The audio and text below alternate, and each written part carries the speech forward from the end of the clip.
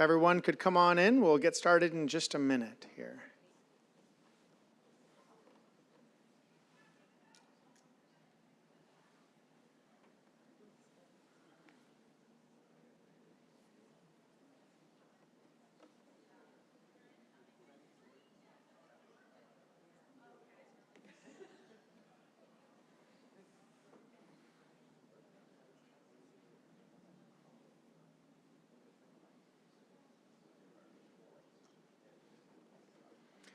All right. Well, good afternoon, everyone. My name is John Slattery. I'm the Executive Director of the Carl G. Grefenstette Center for Ethics and Science, Technology and Law, and I am very glad you can all make it here on this Thursday afternoon. And as we begin, before we even get started and tell you about the center, I'm grateful to announce we have a special video welcome. He was unfortunately couldn't be here in person, but a video welcome from the 13th president of Duquesne University, who has been both a visionary leader and a fierce promoter of the Grefenstette Center over the past 5 years. So please welcome President Ken Gormley. Good afternoon. My name is Ken Gormley, and I'm privileged to serve as the 13th president of Duquesne University of the Holy Spirit here in Pittsburgh. Welcome to the 6th annual Symposium of the Carl G. Grefenstette Center for Ethics in Science, Technology, and Law. We're honored to welcome an impressive slate of speakers throughout this entire two-day symposium. We're immensely proud of the many initiatives the Grefenstette Center continues to advance, and of course, a centerpiece of the center's work is this symposium, featuring renowned scholars from universities across the country and from our own Duquesne University faculty. We're deeply grateful to the Henry L. Hillman Foundation, whose generosity led to the creation of the Grefenstette Center, named for Duquesne University's preeminent alumnus and former board member, the late Carl G. Grefenstette.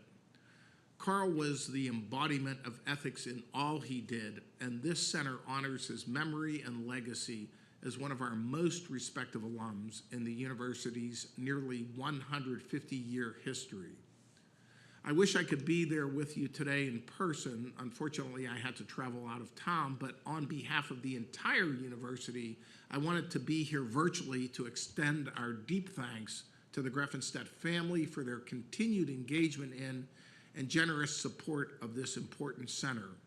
Our thanks as well to Dr. John Slattery, the center's director, who has devoted himself to the center's important work, and also the fabulous advisory board that has done just such great work.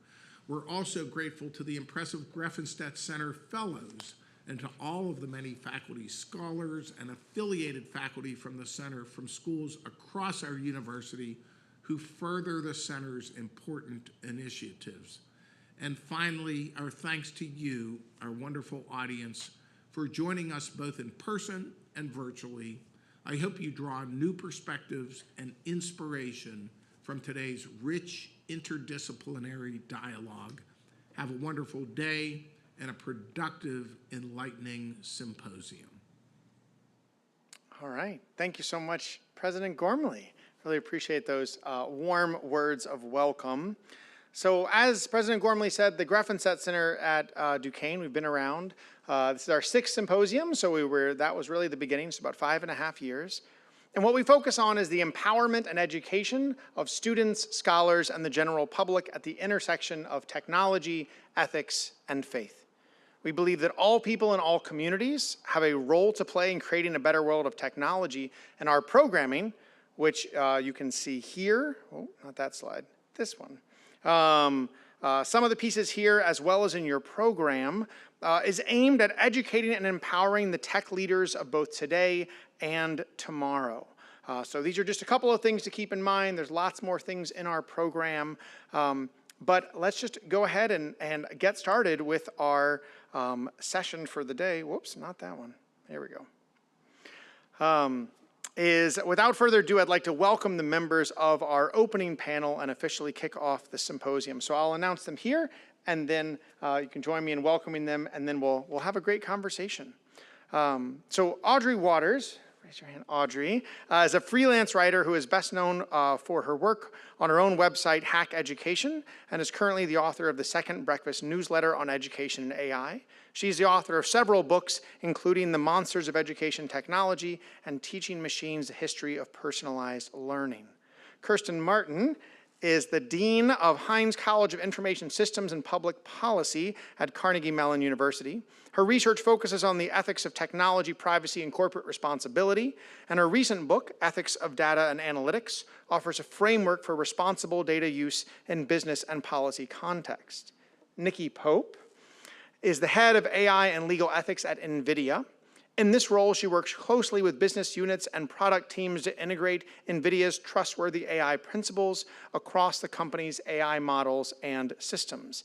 And finally, Ed Grefenstette is an honorary professor of University College London and a director of research at Google Deepmind. He is a Franco-British-American AI researcher working at the intersection of language understanding, open-ended agents, cooperative systems, and generalization in machine learning, and, as you might have guessed, one of the many grandchildren of the namesake of our center. So please join me in welcoming our guest this afternoon.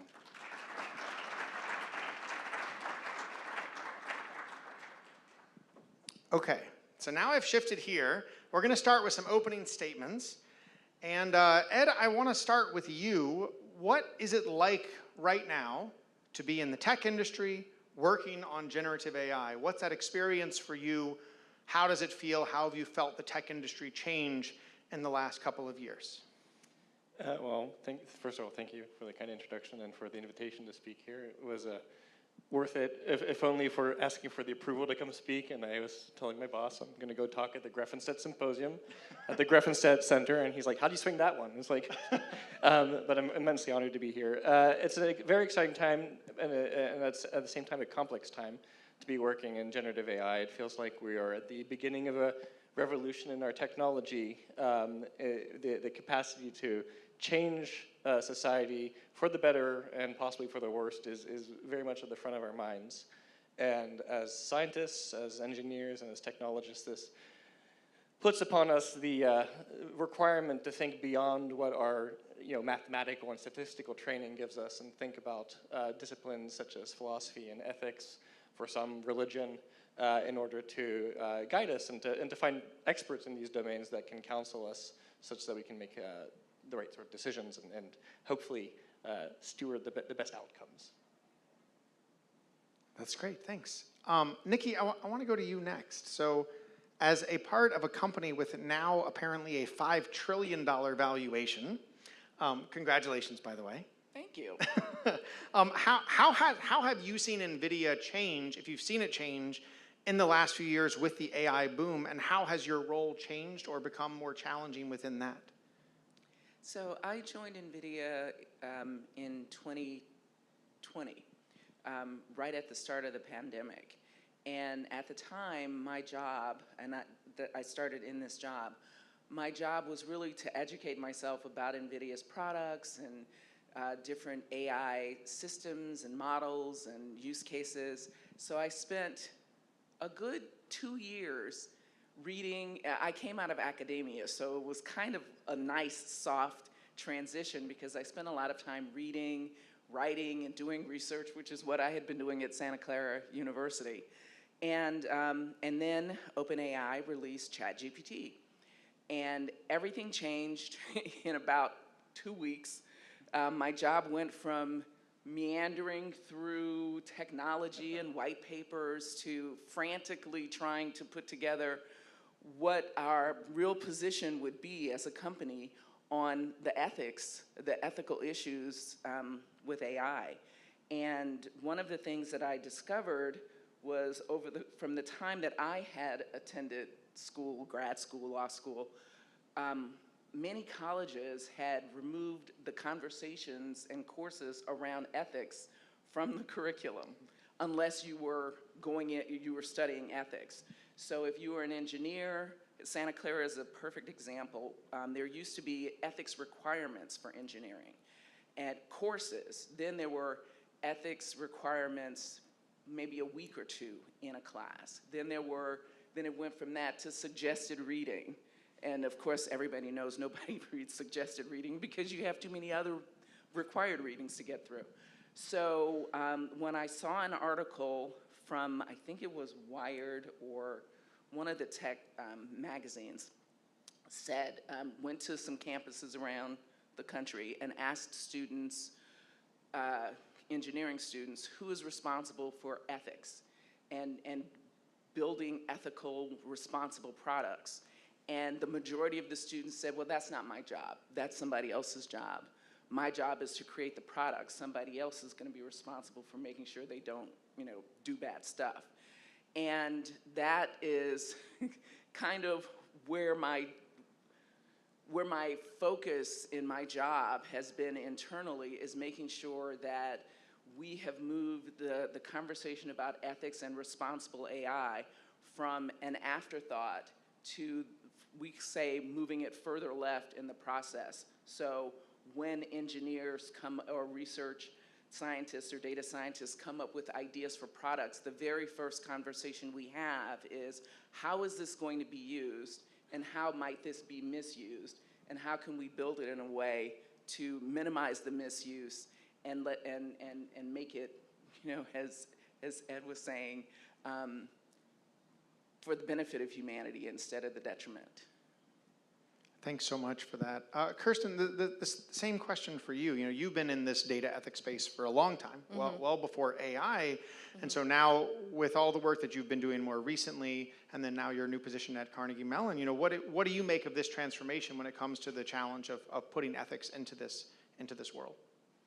Thank you, and thanks for having us here with this conversation. I often think that ChatGPT did more to help bring the conversation to a fore than almost any other AI product known to man, because it made people realize how often our products are wrong, that technology can be wrong, because there was just a general belief that, if we just automate it, it'll be better, that automation meant better, AI meant better. And there was a belief within, and it was perpetuated somewhat within industry, it was somewhat within computer science.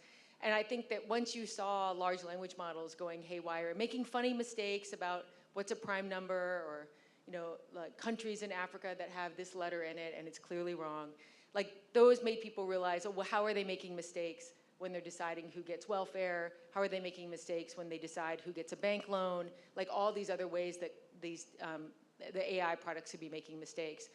And so in that way, I did notice that there's been a shift. So there's a lot of scholars have been studying this for a long, long time, and raising the alarm bells about what's going on. But it is much more common to have it as a conversation within industry now, that companies do not want products to go out to market that have glaring mistakes in them. And they know that the decisions that they make in design is actually where it's baked in. So even though we might talk, even within academia, sometimes we talk in the computer sciences like, well, just get me better data and then everything will be fine, or how am I supposed to be responsible for how it's being used?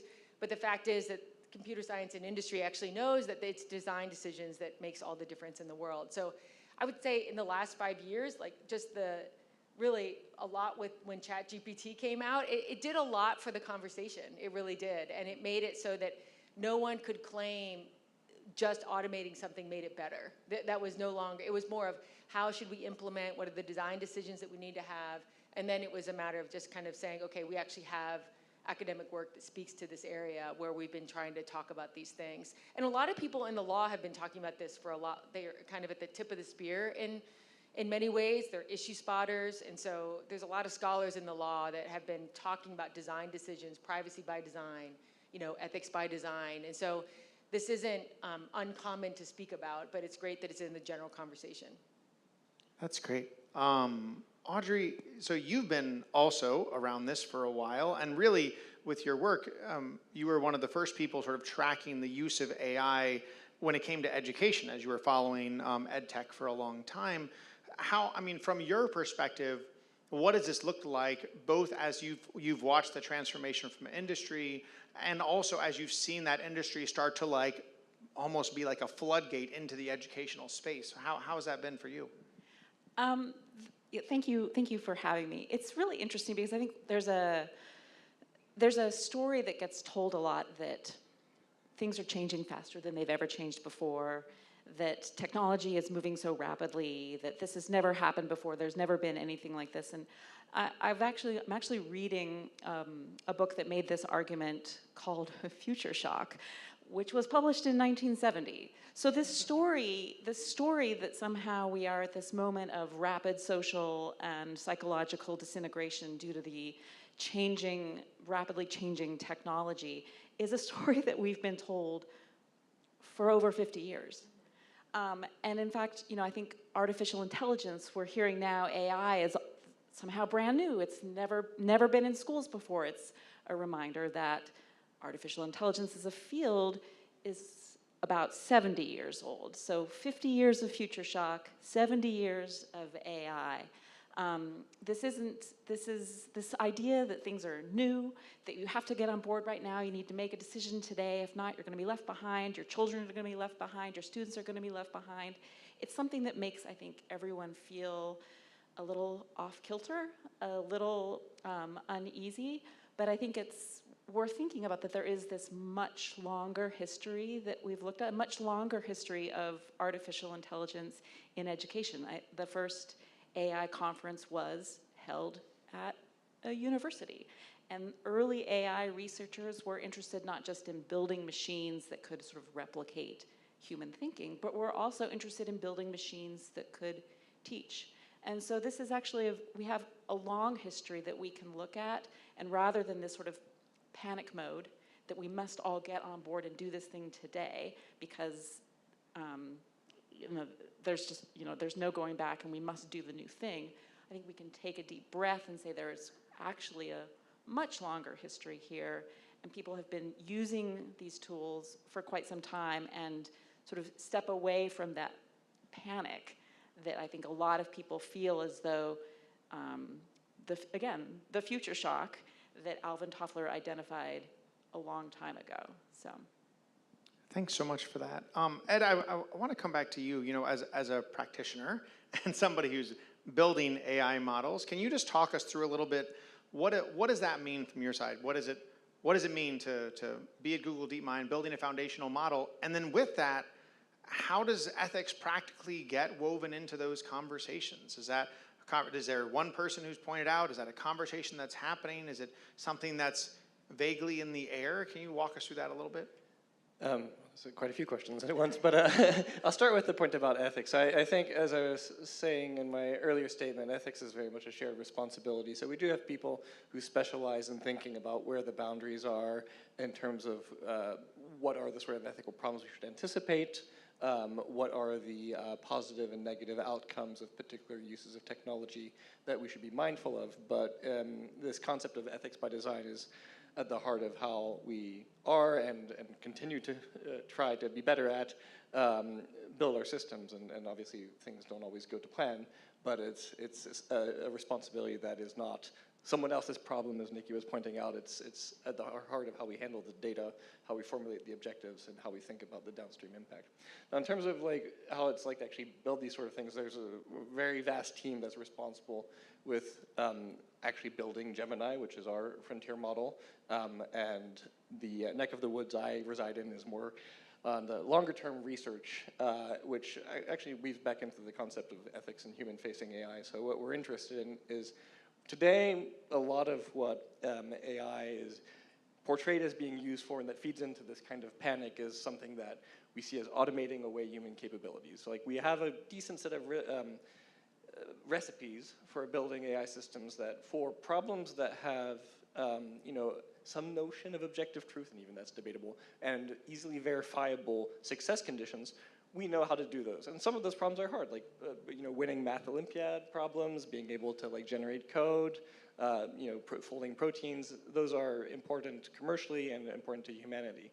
But there's a whole set of other problems that are intersubjective, that are soft in a positive sense. That what is it like to be a better orator or a better writer? What is it like to think more clearly? All these sort of things where the tool is actually not about automating away our capabilities, but allowing us to think better. And back to the point you were making about like the origins of AI wasn't strictly about, replicating human thinking or automating away our capabilities, but about this whole wealth of other things. How can we use AI to educate us, to enable us?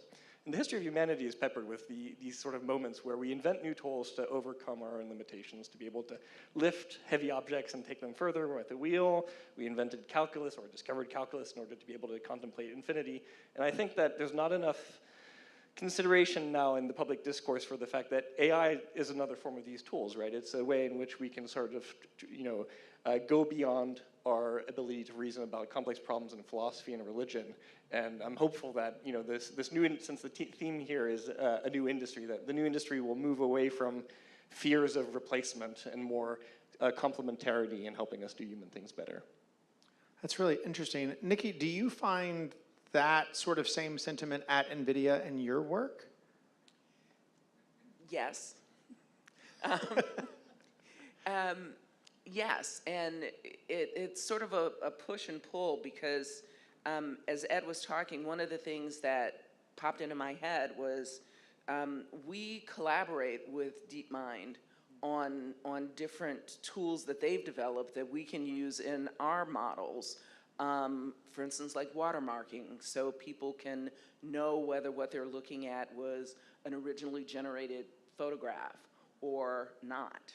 And those are the kinds of things when we talk about AI, we talk about them as tools to help people do whatever it is they're trying to do more efficiently, more effectively, better, freeing up your time to be able to think about something more. I was reading an article maybe a month or so ago about some scientists who had a problem that they could not solve. And one of them said, let's just see if AI will come up with something. And they put in their prompts, asked the questions, and what came out was something that was novel, no way that they had thought about it before. And the initial reaction was, well, this is impossible. But then when they stopped and thought about it, they actually, as a group, thought about how to accomplish what the model had suggested, and they realized we hadn't been thinking about it in this way. And it opened them up to thinking about other problems in a different way. And so to my way of thinking, that's how we should be using AI, looking at it as a tool, not to be afraid of it replacing. I mean, I'm not afraid of an AI replacing me. I'm a lawyer. One, they're not going to go to law school and pass the bar, so I don't have to worry about that, and they're not going to be licensed. But there are things that I know through my experience that I've never written down anywhere, that is not going to show up in a data set, and that an AI is not going to be able to learn. But what the AI does know, or not know, what information was in that data set will make it easier for me to find the information that I need to recommend something to my boss or to my CEO or what have you, so that I can free up my time to think about more strategic things and new ways to solve problems. So I'm not sure if I'm answering your question, but I think we look at AI in the same way. It's a tool to accomplish whatever it is you're trying to accomplish. It's a tool to help you accomplish that task. No, I think that exactly answers the question, which leads me to my question for Kirsten next, which is, as somebody who teaches at one of the forefront engineering and computer science institutions in the country, how is this playing out at an undergraduate and graduate level? How are you trying to manage this world that, at this point, we're actually starting to see some layoffs from the tech industry when it comes to AI and claims of AI. And as much as there is a lot of positivity on what AI could do, there are a lot of ethical concerns. There are a lot of drawbacks. So how do you see that practically in your role, and how do you see this new tech industry affecting the industry of university education? What's great is it really builds off of your answer, because some of the good things about the use of AI may rely on, for example, the scientists and the researchers having been brought up without AI. So they were able to see something as novel because they knew the theory behind physics or computer science. And so there is a certain amount of the complementarity of the AI, which is based on whatever was written down, which is another issue, and someone having been brought up in a different way. And it doesn't mean that one is better than the other. One of my children is studying, getting a PhD in something, but it has to do with the use of AI in science.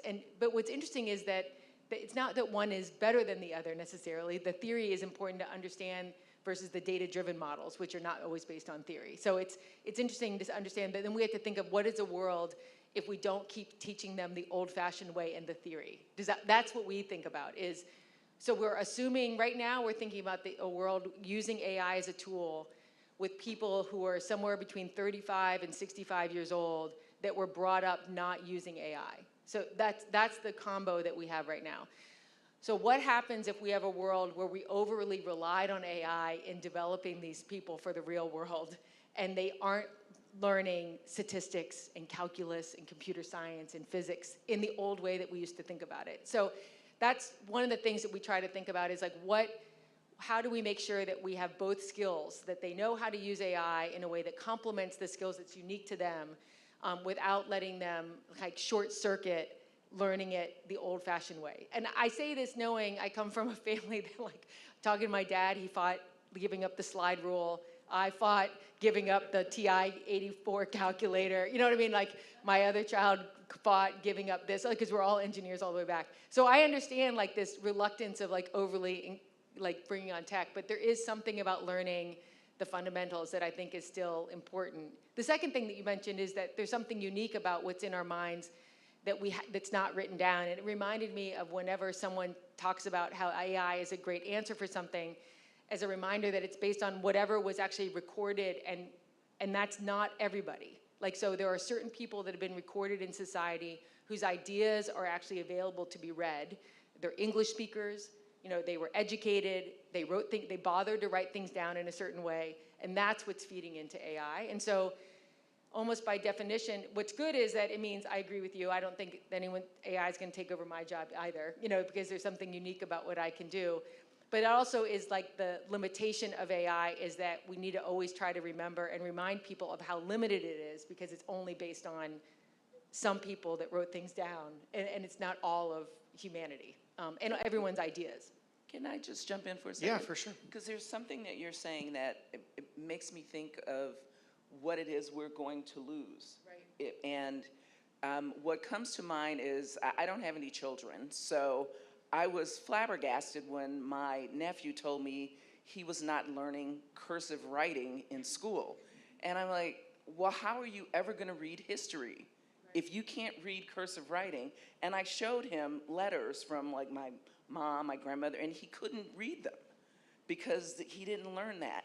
And so one fear that I have is if we rely too much on AI, we're going to lose the knowledge that we already have, like cursive writing and being able to read letters from, I don't know, Queen Elizabeth.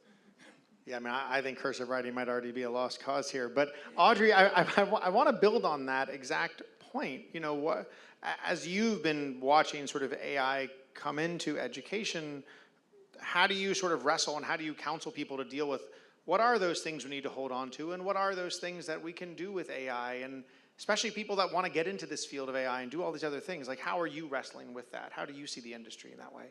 I think, so my background is in the humanities. I was trained actually as a folklorist, and I'm really interested, you know, I think a lot about the sort of tension, and it's not new, between tradition and change. And that's just a fundamental part of human culture, of our existence. We're always wrestling between what are the things, the practices, the beliefs that we should preserve, and what are the beliefs and practices that we can let go of. And I think that's not something that's new.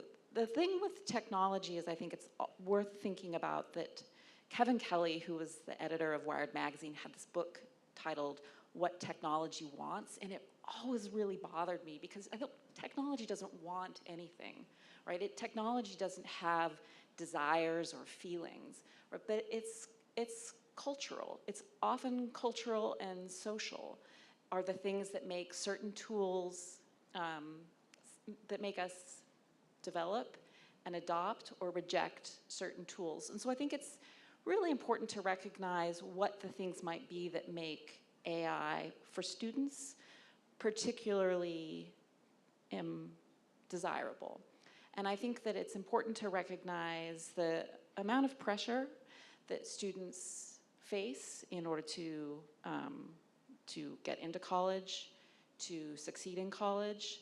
I think that there's a great sense of precarity. There's not just a sense of precarity, there is of economic reality that things are tough. It's a lot tougher to be a young person today economically than it was 30, 40, 50 years ago. It costs a lot more to go to college.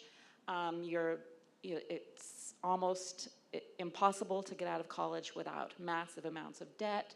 The pressures to succeed are really high. And so it doesn't surprise me when students turn to something to make that easier for them. And they've been told that this technology offers efficiency, expediency, it's an oracle, it's an answer machine. And I think that there's a lot of reasons. I think we can certainly question the ethics of that, but I understand why students would turn to sort of the easy button, even though the easy button in the long term is going to have, I think, some detrimental effects on their cognitive and professional capabilities. And I think that that context for generative AI in this moment that we're in right now is also incredibly important. I think that we were in the middle of COVID when ChatGPT was launched, made it a much more significant event than I think it might have done otherwise. Many of us were stuck at home, interacting with everybody via a screen. We were isolated, we were lonely, and I think that that's that moment, that trauma of that event of COVID made something like ChatGPT even more powerful than it might have been. And I also think, this moment that we're in politically, all of these things sort of feed into what's happening with the technology in the classroom. So this sort of cultural moment that we're in, this social moment that we're in, is something I think that makes the technology shifts, I think, where the power of the technology lies. Thanks so much for that. I mean, Ed, I want to build on that, Ed, because I know you do care deeply about what humanity is, how we define it, and how this AI plays into that. There's been a number of studies now that show that cognitive offloading is a real thing, especially for people under 25, that the more you use generative AI systems, the less ability you have to do critical thinking. The more you use AI to help you write a paper, the less good you're going to be at writing papers in the future. The more you're going to depend upon that offloading. And now we see this in lots of parts. So, we depend upon technology in lots of parts of life. So, outside of an educational context, you might just be like, great, well, this is a new tool that we have. But within an educational context, when we want people to learn how to do critical analysis and write papers, it does present somewhat of an existential, maybe not to the level of crisis, but it's certainly an existential challenge for contemporary educators to say, how do we teach this now with AI? And as somebody who I know cares deeply about this, how do you think through this as you're producing sort of the next generation of AI systems, and how do you think through this as a team too? I was thinking about this question while I was listening to my co-panelists speak. So, let's draw an analogy with a forklift, right? Forklifts are great because if we want to take a bunch of stuff from A to B, it takes a lot of person power to do that yourself, and so it's great to have tools that you can leverage to make that easier. Now, obviously, you could also take a forklift to the gym and lift your personal best, but you're not going to get stronger, right? And that's kind of the problem that's happening with AI right now. AI is like a forklift, and yeah, sometimes it's just nice to be able to depend on the easy button. I like that expression. But there's, in some sense, a societal problem, an education problem, not just specifically in education here, which is that we need, as a species, to educate ourselves to not see the easy way out when what we want is to better ourselves, right?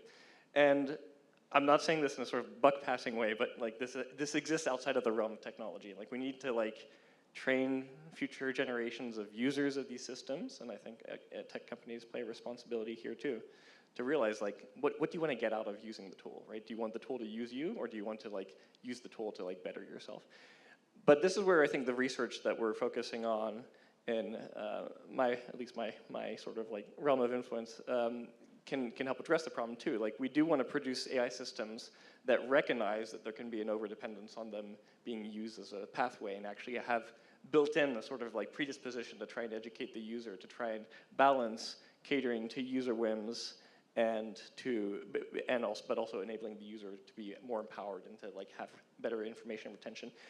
And it's we don't have very good conceptual framing for even like what that optimization problem looks like, what it means to actually train an AI system to be human complementary rather than human replacement. But that's why it's an exciting research problem, because if we can solve it, I think we can not only build more pragmatically, practically, and even more long-term useful AI systems for society, but we can actually try and redefine what it means to have a symbiotic relationship with AI systems. And I'll end on this particular anecdote on this front. Like when we talk about automation, people always think about this sort of notion of like, I want the tool to replace me. But self-driving cars pose an interesting point of study here when we think about AIs taking our jobs or taking our responsibilities away. Up until the point where self-driving cars are going to be like 99.999% safe, which maybe will arrive someday, the following thing is true. The form of errors that humans will make while driving is systematically different than the sort of errors that a self-driving mechanism will make while driving. But the compound system of an alert driver holding the wheel while being in a sort of autonomous driving mode will have a combined lower error rate than either the machine or the human by themselves. And that's why it's actually, you see a significant reduction in fatality even when you don't have full self-driving mechanisms deployed on the road. And people should think about like AI tools like that cognitively, right? Like having ChatGPT is like your self-driving car of your favorite brand, not owned by some crazy person. And like if you stop thinking, oh, I'm just gonna like let Elon take the wheel and more, I'm going to use this, but I'm going to critique it, I'm going to question it. It's a powerful sort of tool. It's a powerful partner to have, and the compound error rate of the system should be lower than the human or ChatGPT or Gemini alone. But that's it. Currently, the frontier is we need to educate users to think like that, and eventually, hopefully, the technology will try and do that by itself, but we're not there yet. Kirsten, do you see that happening in your school, that complementarity of AI, or do you were sort of talking about a slightly different approach earlier. How do you see that? I mean, I'll just be a little bit critical here, is that, I mean, part of the reason why we have to re-educate is because, and I'm not saying anything about the specific companies here, but the industry made everyone believe that this artificial intelligence was like a human and could take over. So this was an industry-led initiative to use like language as if it was like a brain. And it's a utility in that because it made it so that we can't explain everything that the brain does. Neurologists can't explain everything that the brain does. So it allowed us to have a cloak over what, we can't say it's a black box. We don't know what it is. There's no way to know what's going on, because just like you don't know what's going on in a brain. And it knows things. I know you corrected that, but that's what you would hear from industry. Like AI knows things. They weren't saying, would you like to know what Reddit users think about this particular topic? Put this into the chatbot. That would have been a more accurate description of the early chatbots that we had. That's not how it was described to us. And so I would say a lot of scholars knew and would be screaming and yelling and say, look at the training data. The training data is only X. There's no way that humans actually labeled that data. You know, it's not objective. But industry, the narrative from industry was, this is giving you the answers, this can take over. This is a super event that's gonna take over the world, and humans are gonna be replaced, right? Like, this is the idea. I saw a tweet one time that was like, Oreo makers declare that Oreos are gonna take over the world. And it's kind of, like, it was self-serving in a way, right? And so I'm just being I was from a business school, so I feel like I can say this, is that it was kind of like, okay, that's not what's happening. And so I get that we have to now re-educate people and try to convince people that this actually not knowledge, it's them predicting what you want to hear given a prompt that you gave, based on whatever amount, the corpus of data that they decided was important to be in that large language model. That's how subjective this is. And so so that's why I would say, yes, I think people do need to know that, and we should have disclaimers on the products that we put out there. That is not how it's marketed. And so that's not what's put out there. And so if it was framed as just a search engine on a subset of data, that would be great. You know what I mean? Like that would be wonderful, but that's just not kind of what we're combating right now. And so that's why, you know, we think it's funny when you see a court case where a judge is identifying, you know, fake cases, but you know, these lawyers, they're not, it's not them that like went rogue. They were told that this is how you can write your briefs. You know what I mean? Like, so, so part of, I think it's one thing for us to blame the people that are using the technology, that they need to be better educated, or they need to not take the easy way out. But I think we need to kind of own up to the fact that industry made them believe that. All right, Nikki, I'm going to come to you next. Not to have you speak for industry. I'm not going to ask you to speak for the whole industry here. But I do know within a huge company like NVIDIA, there's lots of people with lots of different opinions, lots of different approaches. You don't run the marketing side of NVIDIA, so I'm not going to ask you to speak to that at all. But how do you internally handle, you know, because it is one thing to have people, and I'm sure Eddie thinks this too, it's one thing to have people that are working on that are doing really hard work, trying to build ethical systems, and then you have a whole marketing apparatus of lots of companies that are doing exactly what Kirsten talked about. I mean, how do you handle this sort of internally when on the one side you have people that are really trying to do great work, and on the other side, you just have sort of what is called like the AI hype train, which is just like all AI is solving the world problems all the time. Can you just speak to that tension a little bit? Because from the outside, it seems sometimes it can be easy to see one and only see the other. Oh, these big AI companies, they only want X. But I think, can you just speak to some of that complexity internally? Sure. I mean, that's my job. That's where I live. That tension is the excitement that a development team, that a design team has for this new AI model or system that they've created that's going to do X, Y, Z. And I'll give you an example. Voice cloning. So 4 years ago, we were testing voice cloning products, and that our team was developing. And I was fascinated by it. You needed 30 seconds of someone's voice recorded to be able to generate that same voice saying absolutely anything that you fed into the model. And everybody was really excited. I was too. And then I put my lawyer hat on and said, and now we're going to have grandmas sending $15,000 to scammers using grandma's, grandson's voice saying, I've been arrested in, I don't know, Alabama or Saskatchewan or wherever, and that's what we're going to have. So we have to be more responsible about this. Those conversations, I think, if we're having them at NVIDIA, I'm going to assume that all the other companies are having the same conversations. Well, okay, X will be its own thing, but what you see that comes out of marketing depends on, I think, how amenable the management of the company is to the people who are on my side of the fence making the arguments that we make. So NVIDIA will one day produce and release a voice cloning model, but we haven't yet. Most of the reason is not just me. There are other people like me who see what this problem can be and have asked us as a company to consider how we would control this. And if we can't control it, then we shouldn't release it. If you, and I shouldn't be that absolute about it, because once it gets out there, we really can't control it. It's like trying to make Ford responsible for someone using a car as a getaway car in a bank robbery. You can't do that.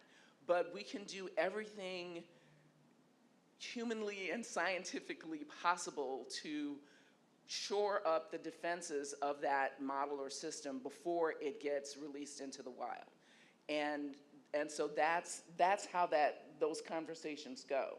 I don't win them all. I've won this one, but I don't know how long I'm like holding on by but other conversations, I have not won that conversation because for a variety of reasons. But I do think that there's thoughtful conversations happening in most companies around these questions of how the products we develop are going to be used in the marketplace. And I'll give you one example that sort of illustrates the difference between the companies. I don't know if you guys saw this, but about a month ago, someone from Meta leaked what's called a behavior guide for Llama, which is their large language model. And basically a behavior guide is sort of like a little recipe book that says, if the user is asking a question like this, the model is allowed to respond, or the model is not allowed to respond, and then give some examples of ways the model can respond.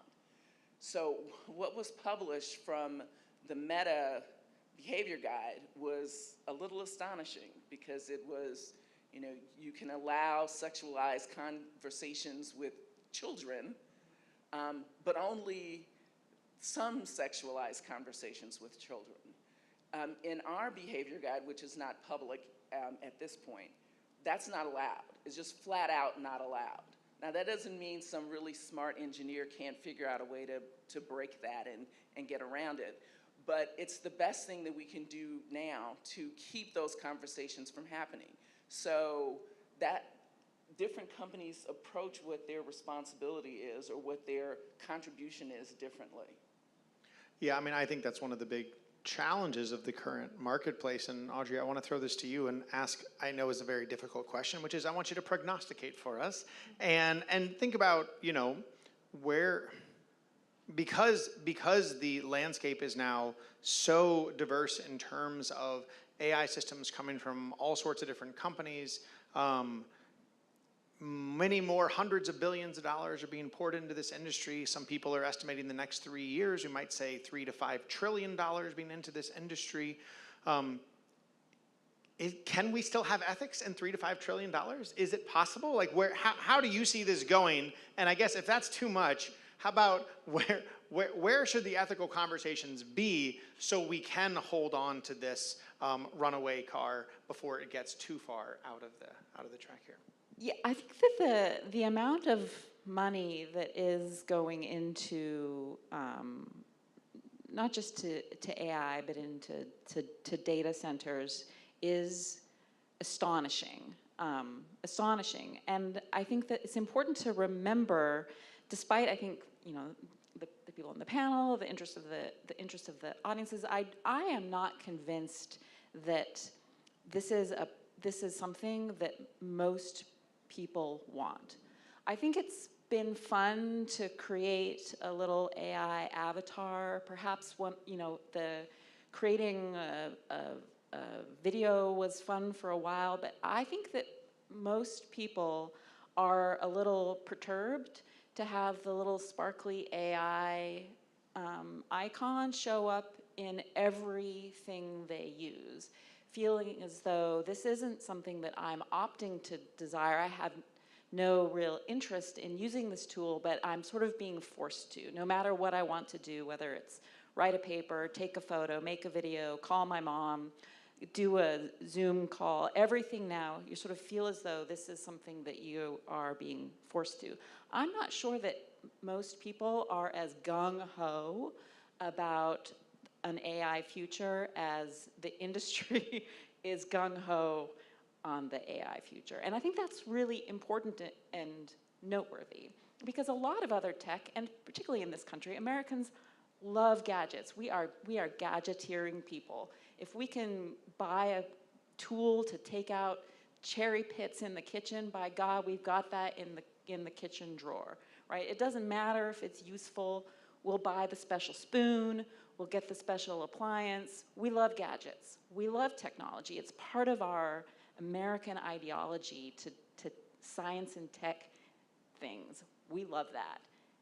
But I don't know that we love AI, which is really interesting, because I think so much money is going into this without the kind of overwhelming interest among consumers, among users. And so I I think there's going to be some significant blowback. I think that the industry, largely speaking, has tied itself to this presidency and is going to be increasingly associated with a certain brand of politics, a certain kind of surveillance, a certain kind of predictive model that punishes people, punishes particular kinds of people. And I'm not sure that the future is as rosy as the investors would like it to be. So when the OpenAI stock market IPO happens, I'm going to tell you right now, do not buy. Do not buy. I think that it's a bad deal that is overpromised and will underdeliver. And I don't think most people want it. I don't think most people like it. As fun as it might have been to make, your cartoon avatar, I don't know that it's the future, the way in which this billions and billions and billions and billions and billions of dollars need to come to generate enough revenue to keep Sam Altman upright. Can I just add to that for just a second? Yeah, go for it. I think it's interesting to be around like folks that are under 30 years old, and there's a couple of trends that would suggest what you're saying. One is it's a very generational issue where people always think that, let's just say under 30 or the youngs, don't care about data and privacy or tech, but they actually care more than the people who are over 30 because they've been sorted and recommended things their entire life, and they understand that their TikTok algorithm is different than someone else's in a way that people over 30 don't always understand. And so they know that people are attempting to manipulate them, number one. So they're much more savvy. In fact, they're the ones that are downloading apps in order to like freeze their phone so they can be more productive. You don't see that over 30, you see that under 30, where you see a 22-year-old using something to like freeze part of their app so that they can actually get work done. And so with that one, I think they're much more suspect of tech than we give them credit for.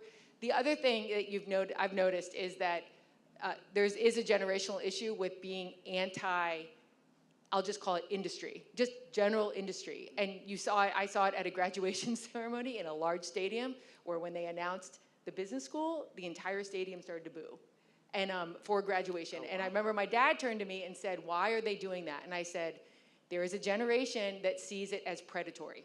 And I said, and so I think they see the suspect of technology and they see industry doing things to manipulate, and they're very suspect of like business using technology to control, to your point. And you see it now also. The interesting thing, I asked someone who, an environmental engineer at Carnegie Mellon, so should know a lot about data centers.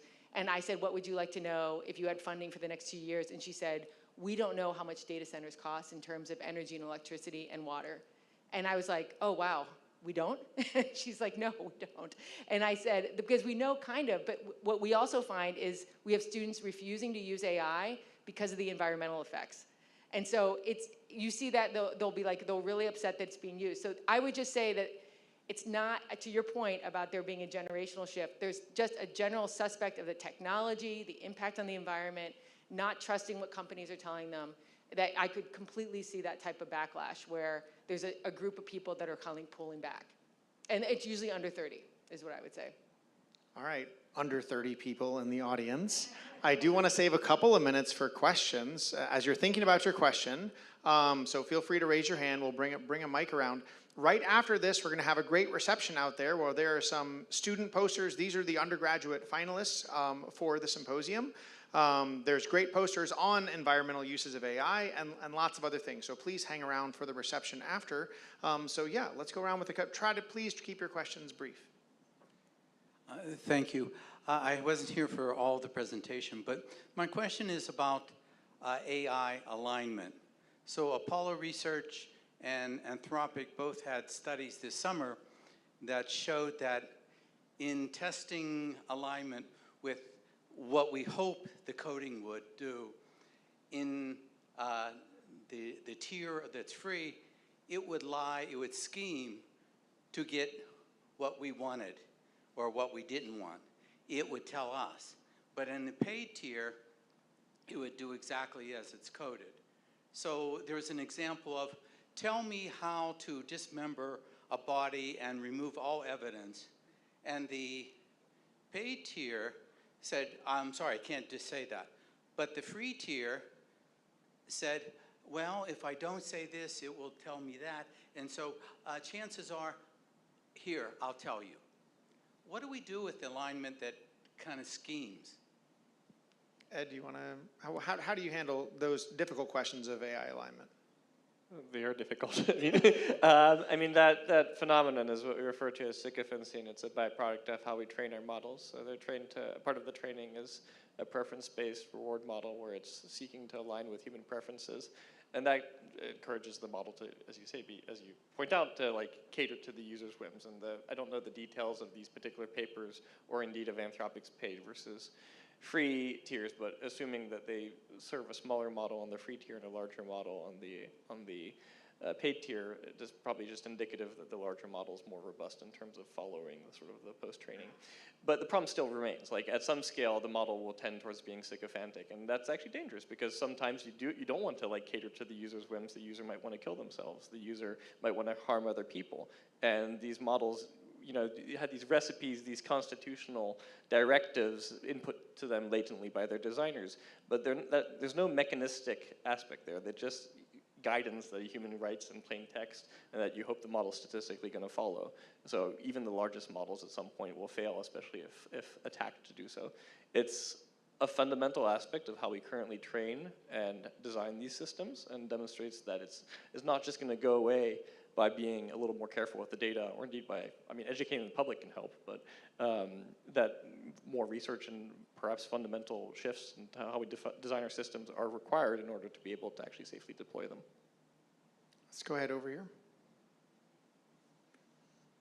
Hi, I have a question for Miss Nikki Pope. You referenced that NVIDIA will soon release voice cloning models, and then you also mentioned the risks that come with that. So I'm just wondering, why develop a tool that can have so many risks? What is the motivation behind releasing an AI that can voice clone? So if I understand your question, you're basically asking why build something if it's going to be problematic. Mm-hmm. I'm going to flip this question a little bit, because we build something because it has a potential to do good. So an example would be one of our models, BioNemo, is I'm going to get this completely wrong because I think I'm the only person in America who did not take biology in high school. But I can tell you about it later, my medical excuse to get out of that. But our model synthesizes molecules. And so this is a tool that scientists, doctors, researchers can use to create medicines or chemicals or whatever that will cure disease or will solve a problem. But they can also be used to create chemical weapons. And so the question I think you're asking is, you know, should we not release BioNemo because it could be used to create a chemical weapon? And my answer is going to be, yes, we should release it if we can build the guardrails that will keep people from using it in ways that are harmful to society. So one way you can do this, and I'm going to tell you I'm not a data scientist, so correct me if I say something completely wrong. You can build a model, and you can build a model to constrain the model. So I can have a BioNemo model that will produce all sorts of chemical compounds, or not the compounds, but the recipe for those, the equations for those. And I can also build a model that will teach the first model not to build all these things on this restricted list. And so the more I can do that, and I think this gets a little to your question about alignment, if I can do that to an extent where it is more probable, like a great deal more probable, that this model will allow scientists and drug companies to create drugs that will cure people, as opposed to the bad stuff, then I'm going to say, let's release it. Thank you. All right, did you have a question here in the, here, right here in the front? So why are younger people more against AI than older people? Because I love AI, and I think it's a very helpful tool. But then my history teacher is like, oh yeah, it's bad. But the young people are like, we love it. And you know what, let's go ahead and get your question as well, and that'll be our last question of the night here, and we'll try to answer them all here real quick. Speaking to his point, as someone under 30 again, is there any way we can continue to show that we don't want AI to where companies would listen, or is this something that we have no control over? Anybody want to take that one? Any takers? Don't use it. If ChatGPT would not be as popular as it is if, 32 million people weren't using it and paying $20 a month or more to use it. So if it's something that you don't want, don't use it. I tell people my family is off of Facebook because, I've said to them for years, if you're getting the product for free, you're the product. If you don't want to be the product, don't use that product. And so that's the best I can tell you. Don't use things that you don't want to be out there. Boycott, I guess.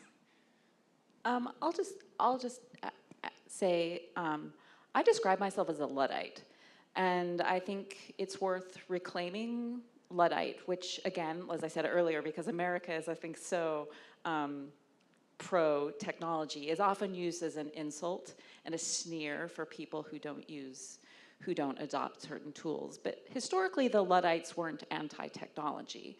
The Luddites were artisans who worked with machines to make fabric, to make cloth. What the Luddites were opposed to was being forced into the factories. The Luddites were opposed to having their labor extracted from them and being de-skilled. They were opposed to losing control of their livelihood and going from being seen as craftspeople to being offered a pittance wage. And so when I say that I'm a Luddite, it is to say that what I do as a writer is a craft, and it matters, and it's highly skilled, and it should be valued, and I value myself, and I value the work. I value the work that we do, that all of us do. And I think that there's something powerful in saying that you're a Luddite, because it isn't about saying, technology is bad. I do use paper and pen and, dare say, computers to write. But it is saying that I want to be in control. And I think that we have some say as consumers, not perhaps nearly enough, but I think we also have a say as citizens. And I think it's important that we do demand regulation of the industry, and that we push back on some of the ways in which the most powerful men on the planet and the most powerful companies on the planet have run roughshod over rules and regulations that protect workers and that protect the environment. I would say that the interesting thing about some of these questions is that, like, the idea of sycophancy of something being designed not to actually provide an answer based on the information or being trained on a certain amount of data, but to actually give the answer that you want. So is because there's a market for that. They're rewarded in the market for you staying on the machine and not just getting the answer and moving on. And part of the issue that we're dealing with right now is that the places where we're seeing AI being used are not regulated, right? So we've had AI for a long time in insurance. Insurance is heavily regulated, right? So they can't just overly predict, well, they can, but they should get in trouble if they overly predict that you're a fraudster and don't actually allow you to, like, make a claim against the insurance company. But the insurance is heavily regulated at the state level, and we've been using AI in insurance and predictive analytics for a long, long time. And so where we find problems is when we have unregulated markets completely, and then, as was pointed out, the companies are actually designing something not because it's the best thing for everybody, but it's because there's a market for it. And so that's where the perniciousness of market forces that can actually foster not the best behavior always is coming into play with technology. And I think the pushback on regulation is, to your point about we've had a history of this, we should always remember, and we should, especially in Pittsburgh, the steel companies fought the EPA and actually had to be criminally prosecuted to listen to stop dumping stuff in the Pittsburgh rivers because they claimed that if they actually had to have any regulations on pollution, that they would go out of business. Now, they might have gone out of business for other reasons. It was not the regulations. The car industry claimed that they could never put in seatbelts, otherwise they would go out of business. In fact, they claimed that people didn't want seatbelts because we should have been ejected from cars because they said that that was safer for us than to actually be restrained. And so this claim of you can't regulate us, that's anti-innovation, like we're gonna die if you regulate us, we're not gonna keep up with these other countries. Like we should see this as a long line of what industry says at the beginning of when they're about to be regulated, if that makes sense. Cigarette companies, you know, like consumer product companies, lead paint is just fine, oops, no it's not. I mean, like this is just an ongoing conversation that we have with industry, and one of my favorite philosophers in this area is Deb Johnson. She's an engineering ethics philosopher, and she talks about like algorithmic accountability is a process that we have. And so their claiming of you can't hold us accountable is part of that process. And so we should always be pushing back and being like, okay, we've heard this before, we need to figure out how we can have these technologies in a way that suits us better. And it's not a bad thing to say that, so that we can have both. So I'm going to push back on that. The conversation about regulation, I think, needs more nuance. It's not that AI is not regulated, because these are products, and there are product liability laws all over this country. And there are people suing AI companies right now for copyright infringement, trademark infringement, wrongful death, defamation, you know, all sorts of things. And the reason why they can do that is because those laws exist. I do believe, and my company believes, that regulation is necessary and is important, but it needs to make sense. And in order for the regulation to make sense, you have to have people in the positions where they are creating the regulations that understand the technology. And we don't have that right now. That's a real problem. There are 545 members of Congress, 535 members of Congress, and something like 10 of them understand what this technology is. There are 2 people in the House of Representatives who have data science, computer science degrees. So we're talking about having people try and regulate on the basis of emotion, not on the basis of understanding the technology and what it can and cannot do. And that's something that we actually, I know Google does, NVIDIA does, Microsoft does, spend a lot of time with staffers on the Hill explaining how our products work and explaining how the technology works so they understand better what kind of regulations they need to develop. I actually 100% agree. Like, I actually agree with you, because I actually think the courts are I've always thought that the courts were a better way. I don't think the federal government is the level which we should, because it would be so general, it'd be easy to get around it. It would be meaningless. I think, and I often say the same thing, that the interesting thing is are areas where we don't have a ton of regulation, like a recommendation algorithm. Those are the interesting court cases, but I agree. I actually think that courts are actually a great mechanism to start holding companies, but those are also, let me just say, extremely recent. It's only been in the last 2 years that courts have actually started picking this up, and plaintiffs and AG's offices started doing this, but I actually completely agree. All right, Ed, last word. Okay. Go ahead. I hesitate to wade in here because I feel this is the sort of thing we'll have Google lawyers running for the stage. But so speaking as a private individual, I live in Europe. We love regulation. And, we have a lot of it. But to address the question itself, assuming that your government is not moving fast enough in the direction you're looking, or in an educated enough manner to cater to the regulation you're looking for, the point you made about vote with your wallet is actually the most important thing, right? You will get the AI that the market, we will get the AI that the market wants in the absence of regulation, right? And where AI is extremely expensive to produce now, and if it doesn't evolve to a position where sustainably the market will pay dividends to the investors, literally, then that kind of AI will not be what we invest in. It's not sustainable at that particular point. We know that. That's why we're doing research, right? It's like, that's, not we as specifically Google, but like as a community. Like we're constantly trying to advance these models beyond just scaling the data centers, beyond just making them bigger. In fact, so often that provides diminishing returns that outweigh the costs. That don't justify the cost. So that's precisely why, beyond the ethical questions and the performance issues, we need to like constantly rethink AI, is because there's an economic thesis underpinning this. And in addition to regulatory framework and the ballot box, you have power as consumers to like direct where this is going to head, and you should exercise that. I say as a private individual. Well, I think that's a great notion of empowerment of the individuals and your communities. It's a great note to end on. So please join me in thanking our wonderful panel this afternoon. And please hang around. We'll have a great reception after and lots of student posters, and we'll see you all tomorrow. This was a great start to the conference. Thanks, everyone. Have a good night.